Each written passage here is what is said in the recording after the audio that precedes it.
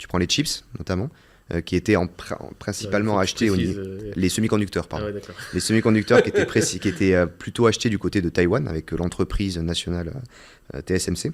Il y a eu des soucis en termes de chaîne d'approvisionnement vers 2020 pour des raisons qu'on se rappelle. Les États-Unis depuis ont fait le choix de réinternaliser la production des semi-conducteurs. Donc ils ont fait des plans d'investissement massifs et aujourd'hui ils sont en train de monter en termes d'industrialisation. Donc là-dessus ils ont fait le choix, ok, on ne veut pas dépendre d'un acteur étranger là-dessus, donc on fait le choix d'investir chez nous. Après au niveau des terres rares, des matériaux critiques et autres, là par contre tu ne vas pas les inventer sur le sol s'ils n'existent pas. Donc il y a d'autres stratégies à mettre en place. Le Groenland par exemple. Le Groenland qui est connu pour avoir ou l'Ukraine, qui sont connus pour avoir pas mal de ce type de matériaux, de matières premières qui sont nécessaires à faire fonctionner tout le numérique. Il annonce ça par rapport au...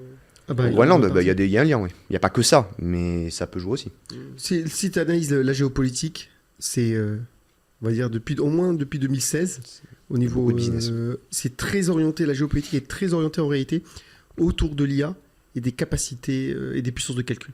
En réalité, une grande partie de la tension Chine, États-Unis, Taïwan, elle est liée aux semi-conducteurs, aux cartes, aux GPU et autres, et, les terres rares. C'est très lié en réalité à ça. Et ce qu'on ne perçoit pas, c'est que souvent, je me souviens encore du dernier échange qu'il y avait eu entre Xi Jinping et Biden.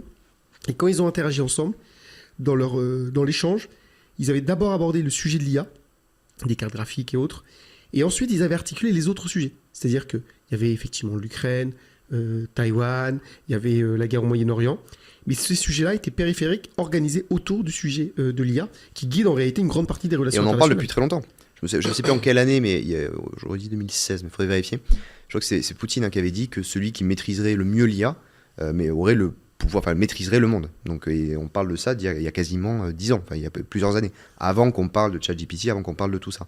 Donc c'est un sujet qui est déjà dans les discussions et dans toutes les têtes depuis très longtemps.